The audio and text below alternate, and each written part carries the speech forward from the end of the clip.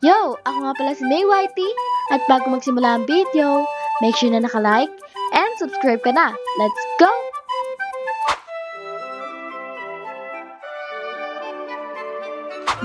Magpalit ka muna doon bago ka umalis, nakakahiya ka. Hello, hi miss. Mag-isa ka lang ba dito? Oo, bakit? O, ito naman mga damit mo, lumayas ka na. Inimpak ko na. Wala akong anak na tomboy. Uy! Ay no, may naghahanap ng katulong dito. Ano po yan? Ako po nagluto niyan. Special po yan. Para sa inyo lang po talaga yan. Bago nga pala tayo magsimula sa video na to, ay dapat napanood nyo na yung part 1 para hindi kayo malito sa mga mapapanood nyo dito. Yun lang, let's go!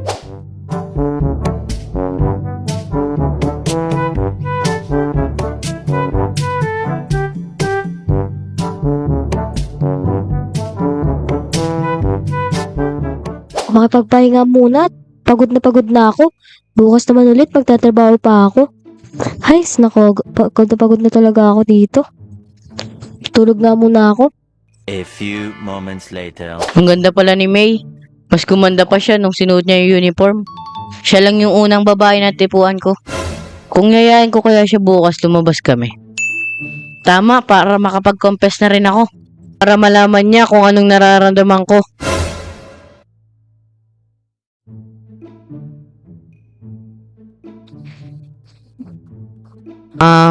May, gising ka pa ba? Sir, yes po. Ano po yun? Nagpapahinga na po ako pero okay lang po kung may kailangan po kayo. Ano po yun?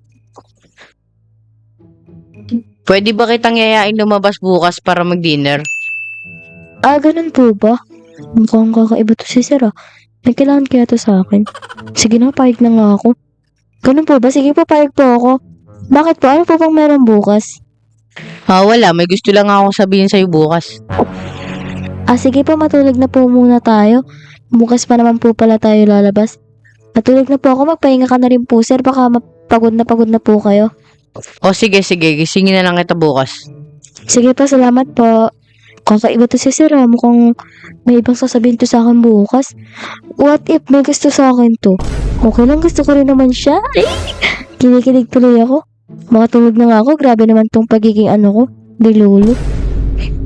Tulog na nga ako.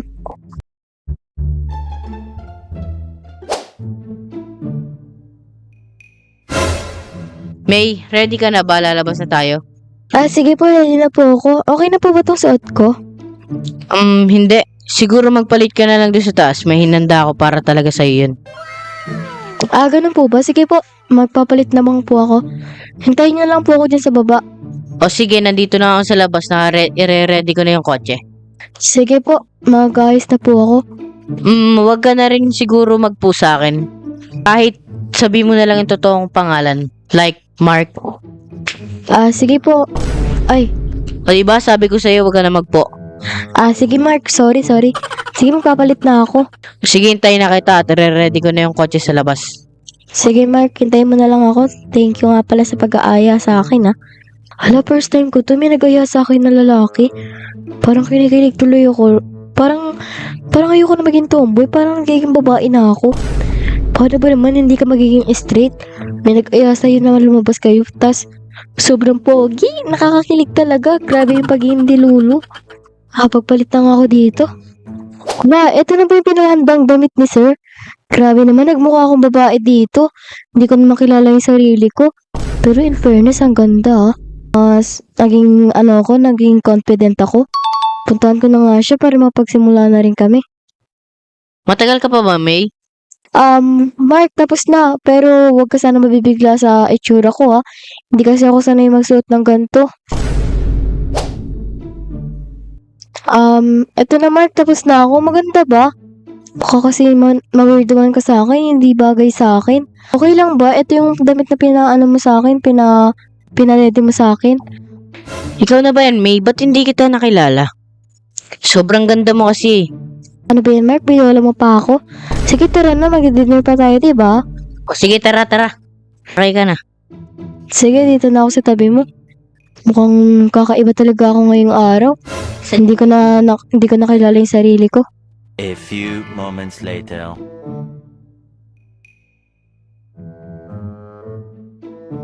May, nandito na tayo. Baba ka na. Ganun ba? Sige, tanta na tayo yan. Ang mukhang mamahalin dito ah. Wala akong pera, sir ah. Sige, akong bahala sa'yo. Ang masarap dito. Mamahalin yung pagkain. Upo ka na dito. Sige, salamat po ah. Dito na lang ako. Ano bang gusto mo, May? Kahit gano'n na lang, yung o-orderin mo, pares na lang din tayo. O sige, hintayin mo na lang ako dito. Sige, hintay na lang kita.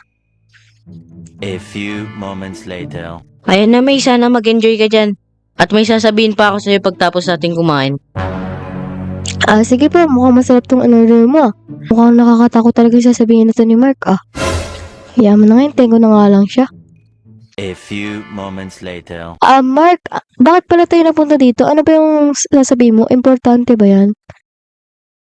May, alam kong hindi pa tayo masyado magkakilala, but will you be my girlfriend? Teka Mark, parang biglaan to ah. Pero dahil nagpakita ka naman ng kabutihan at kabaitan sa akin, tinatanggap ko na maging boyfriend kita. At naging mabuti ka naman sa aking amo. Hindi mo naman ako sinasaktan tulad ng iba. At tinrato mo ko ng tama, hindi mo ko sinuhusgahan. Kaya walang rason na hindi ako pumayag. Maraming salamat, May, at hindi mo ako tinanggihan. Hindi mo ako masisisi na magugustuhan kita dahil napakabuti mo sa akin. Naging mabuti ka rin naman sa akin. Tara na, uwi na tayo. Doon na tayo mag-celebrate. Nahihiya na ako dito eh. Sige, tara. Tara na, uwi na tayo. Doon na tayo mag-celebrate. Kinikilig naman ako sa'yo. Teka. Ano tong nababalitaan ko na may boyfriend na tong tomboy na to? At mayaman pa talaga ha? Mapuntahan ko na nga at baka mabigyan pa ako ng pera. Salamat, Mark, at nakapakabuti mo sa akin. At tinanggap mo ko kahit naging iba ko. Walang ano man yun. Hindi ko talaga alam kung ano nakita mo sa akin. Pero isa lang ang mahalaga na nagmamahalan tayo. Anak, lumabas ka dito at nandito si mama sa pinto. Miss na kita. Teka lang, Mark. May tao yata sa pintuan ah. Signan ko nga lang. Sama mo nga ako, Mark. Parang natatakot ako dito eh. O sige, tara. Tara, Mark. Tignan natin kung sino yung tao. Teka, parang kilala ko to.